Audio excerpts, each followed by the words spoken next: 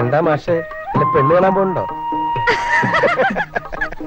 ഇപ്പോഴേ മാഷേ, ഞാന് എന്റെ ഒരു സഹപ്രവർത്തകൻ എന്തോ നസ്രാണി മലയാള മാഷ, അയാൾ അച്ഛൻ കെട്ടി തൂങ്ങി ചത്ത്.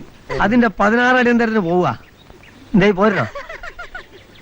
ഇയാള് വല്ല വളിപ്പം പറഞ്ഞു വെച്ചിട്ട് നിങ്ങൾ കിടന്നിട്ട് ബെല്ലടിച്ചു പോയൻ.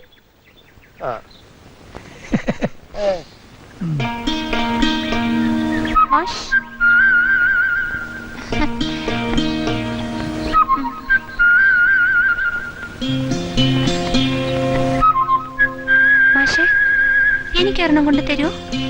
അനക്ക് വേണേ എന്നോട് ചോദിച്ചൂടെ, ഞാൻ കൊണ്ടു തരില്ലേ? ഇയാളിപ്പോ എന്താ കൊണ്ടുകൊടുക്കാൻ പോണത്? ആ കുട്ടി എന്താ ചോദിച്ചാൽ അത്. ആ കുട്ടി എന്താ ചോദിച്ചാ പറ. ഇയാൾ എന്തിനാ വെറുതെ വാളും കൊണ്ട്? കുട്ടിക്ക് എന്താ വേണ്ടത് എന്നോട് പറയും, എത്ര വേണേ ഞാൻ തരാം. കല്യാണപ്പൂ.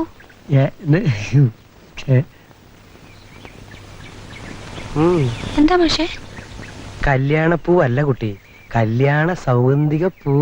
മാഷേ എനിക്കൊരെണ്ണം കൊണ്ട് തരൂ. തരാലോ. ആ കല്യാണപ്പൂവോ? എത്ര വേണം? വേണേ 1 2 ചാക്കി അങ്ങോട്ട് തരാം. കല്യാണപ്പൂവാ? ആ താൻ കൊണ്ടുവന്ന് കൊടുക്കുവോ? ആ ഇത് കല്ലുമ്മക്കായ ഒന്നല്ല, കല്ലായി പാലത്തിന്റെ അടിയിൽ നിന്ന് പെറുക്കെടുക്കാനായിട്ട്. അതിനെങ്ങനെ വല്ല വിവരം വേണ്ടേ? ഖുറാനോ ബൈബിളോ എന്തെങ്കിലും വായിച്ച് ശീലിക്കണ്ടേ? ഇത് മലയാളത്തിലുള്ള സംശയ, അത് ഞാൻ നോക്കിക്കോളാം. കണക്കിൽ എന്തെങ്കിലും വരുമ്പോ താൻ ഇടപെട്ടാ മതി. ഇതിൽ കയറി ഇടപെടണത് എനിക്ക് ഇഷ്ടല്ല. ഇയാൾക്ക് സൂക്കേട് മറ്റേതാ കുട്ടി. കുട്ടി ചോദിച്ചോളൂ, വേറെ പൂ വല്ലതും വേണോ? കല്യാണ സൗഗന്ധിപ്പൂ മാത്രമൊന്നുമല്ല, ചെമ്പരത്തിയോ ജമന്തിയോ ചെണ്ടുമല്ലിയോ അല്ലെങ്കിൽ കാഞ്ഞിരപ്പൂവോ പൈനാപ്പിളിന്റെ പൂവോ എന്താ വേണ്ട വെച്ചാ പറഞ്ഞോളൂ, എടുത്തോണ്ടിരാം. കൊറേ പൂവിന്റെ പേര് ഇങ്ങനെ കാണാപ്പാടം പഠിച്ച് പറഞ്ഞുകൊണ്ടൊന്നും മലയാളം വിദ്വാനാകാൻ പോകുന്നില്ല. കുറച്ച് പെരുക്കപ്പെട്ടിയ കാണാപ്പാടം പഠിച്ചുകൊണ്ടൊന്നും കുട്ടികളെ ആകർഷിക്കാൻ പറ്റില്ല മാഷെ. കുട്ടി ഇതൊന്നും ശ്രദ്ധിക്കണ്ട, പറഞ്ഞോളൂ.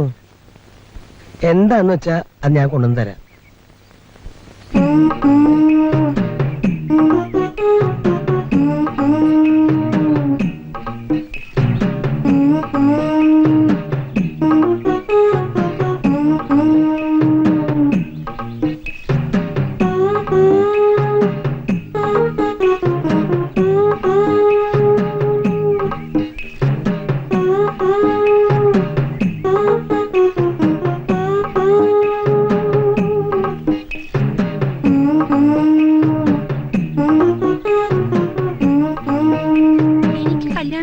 പൂവാ ഇഷ്ടം.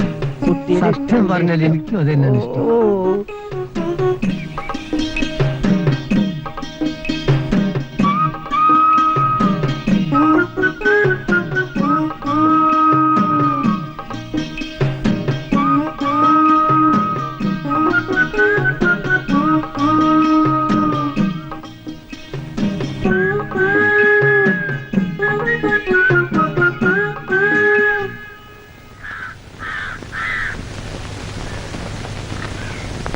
പോരെ സൗഗന്ധിക പൂവ്.